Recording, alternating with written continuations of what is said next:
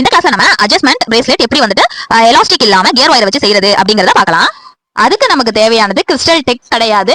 அதுக்கு பதிலாக தான் கியர் ஒயர் எடுத்துக்க போறோம். காப்பர் கலர் கியர் ஒயர் நான் எடுத்துக்கிறேன். Next 8 mm stone ring, flat nose, cutter, next gear wire, next running chain, beads 8 mmல எடுத்துக்கிறேன். ஆரஞ்சு கலர், அந்த கலருக்கு ஏத்த மாதிரியே ஒரு சாம்ஸும் எடுத்துக்கிறேன். Next golden colour jump ring, next gear lock 2 தேவைப்படும். இப்ப கியர் ஒயர் எடுத்துட்டு நான் பண்றத கவனமா பாருங்க. ஃபர்ஸ்ட் கியர் லாக்க அதுல மாட்டிக்கலாம்.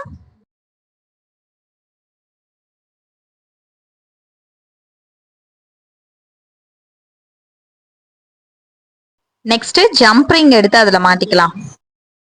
மாட்டிட்டு இப்ப அந்த கியர் ஒயரை அந்த கியர் லாக்குக்குள்ள கரெக்டா இன்செர்ட் பண்ணிடுங்க. ரிட்டர்னு இன்செர்ட் பண்ணிட்டு நல்லா அந்த ஜம்ப் ரிங்கு லாக் ஆகுற மாதிரி கொஞ்சம் கூட லூஸ் இல்லாம நல்லா டைட்டா அந்த கியர் லாக்க உள்ள தள்ளிடுங்க. இப்ப நான் தள்ளுற மாதிரியே தள்ளிடுங்க.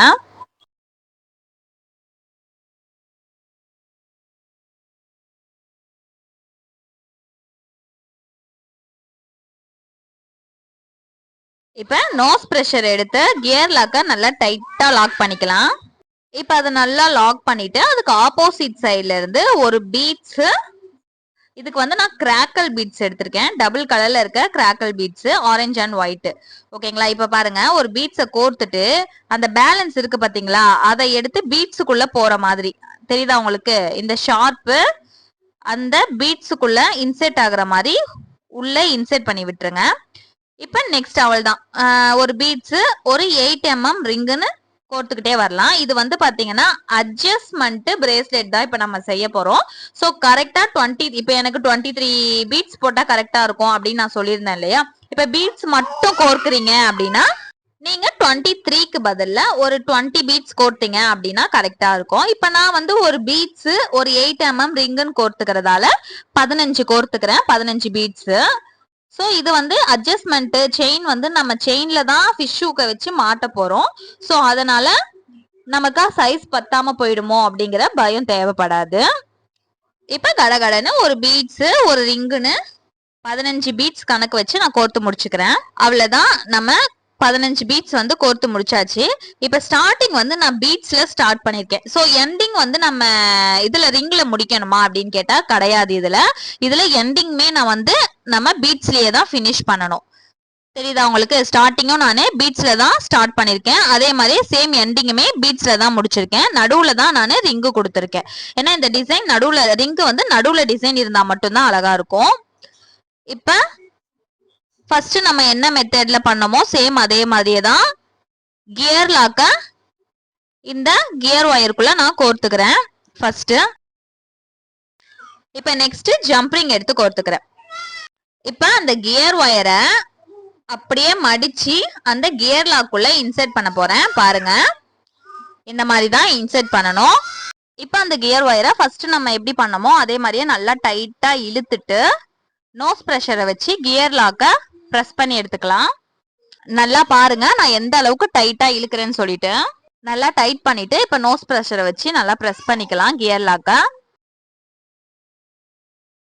பிரஸ் பண்ணிட்டு இப்ப பேலன்ஸ் இருக்கிற கியர் ஒயரை கட்டரை வச்சு கட் பண்ணிக்கலாம். இதை வந்து நல்லா பாருங்க, ஒட்ட கட் பண்ணிடக்கூடாது. கொஞ்சோன்னு இந்த மாதிரி பாதி விட்டுட்டு அப்புறம் தான் கட் பண்ணணும். அப்பதான் கியர் லாக்ல இருந்து கியர் ஒயர் வெளியே வராம இருக்கும். இப்ப பேலன்ஸ் வெளியே நீட்டிட்டு இருக்கிற அந்த கியர் ஒயரை பக்கத்துல இருக்க பீட்ஸ்க்குள்ள இன்செர்ட் பண்ணிக்கலாம். இவ்வளவுதான். இப்ப நம்ம பிரேஸ்லெட் இன்செர்ட் பண்ணியாச்சு. இப்ப ரெண்டு சைடுல ஏதாவது ஒரு சைடு ஃபிஷ் ஹூக் எடுத்து நம்ம மாட்டிக்கலாம். லைட்டா அந்த ஜம்பிங்கை ஓபன் பண்ணிட்டு அதுக்குள்ள ஃபிஷ் ஹூக்கை மாட்டிக்கலாம். அவ்வளவுதான். இப்ப நோஸ் பிரஷர் எடுத்து ஜம்பிங்கை நல்லா டைட் பண்ணிக்கலாம். இப்ப இன்னொரு சைடு அட்ஜஸ்ட்மெண்ட்டுக்காக நான் செயின்ல சாம்ஸை மாட்டி எடுத்துக்க போறேன்.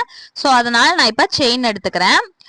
அதுல நம்ம வந்து மினிமம் பாத்தீங்கன்னா 1.5 இன்ச்சு, மேக்சிமம் நமக்கு எவ்வளவு வேணாலும் கட் பண்ணி எடுத்துக்கலாம். நான் இப்ப 2 இன்ச்சு வரைக்கும் கட் பண்ணி எடுத்துக்க போறேன்.